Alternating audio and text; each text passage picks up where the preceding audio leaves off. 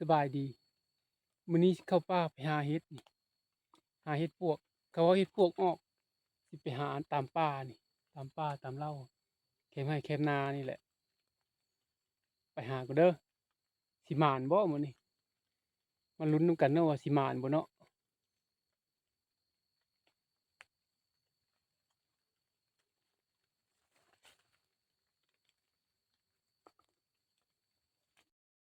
ป่าก็ในป่าไม้เสียงไผ่นี่แหละในแคมป์เดินแคมป์นานี่แหละ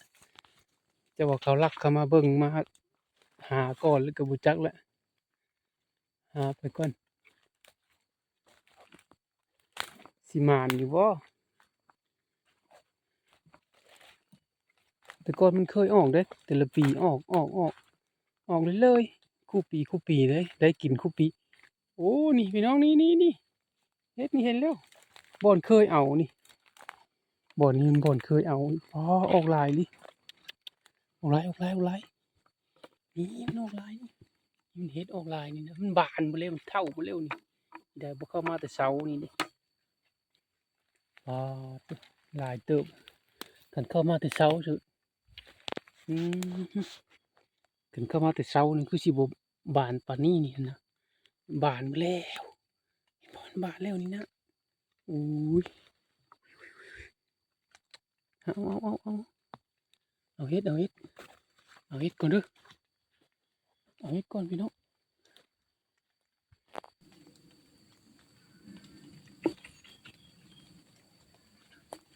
ลายขนาด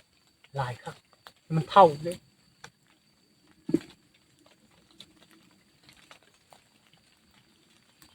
อืมโอ้ยสิได้มาบ่ทันดิแม่นมาแต่เช้านี่คือบ่ว่าฝนตกค่ำเนี่ยมันเลยจะเปื่อยหมดเลยอืมมันเท่ามาแล้วนี่ได้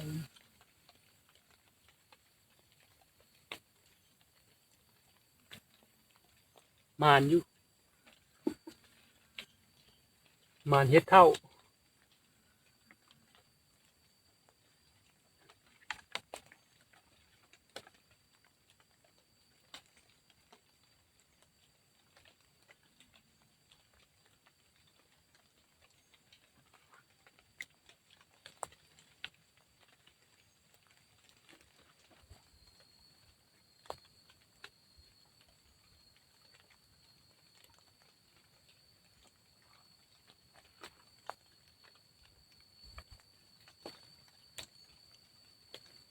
เอาแบบเผาๆเลยยุง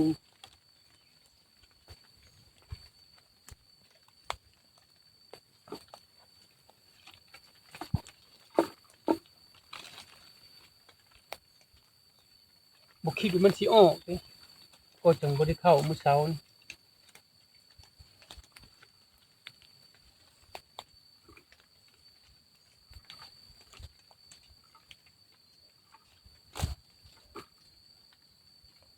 มื้อท่านก็เข้ามาเบิ่งดอกอืม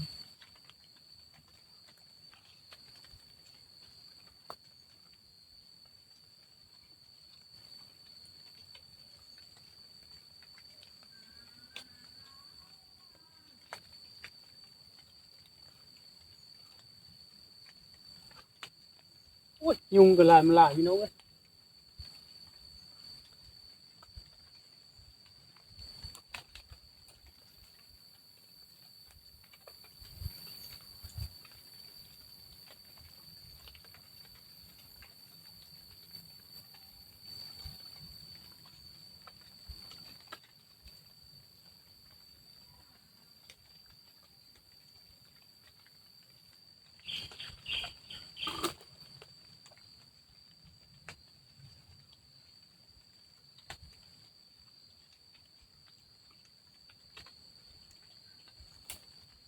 อืม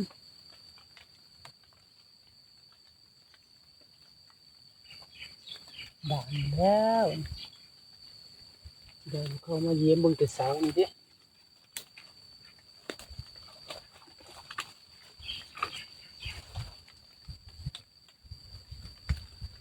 เป็นบุญกระเช้านี่โอ้ นี่นะ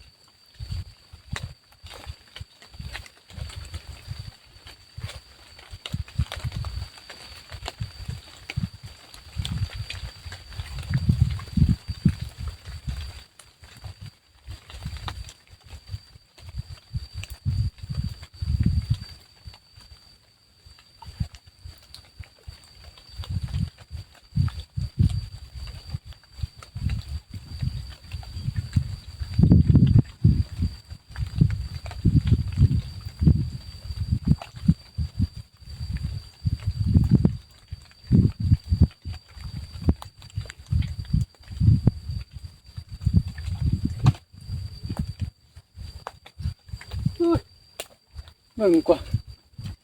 บานบ่เลยนะตายเลยบานแล้ว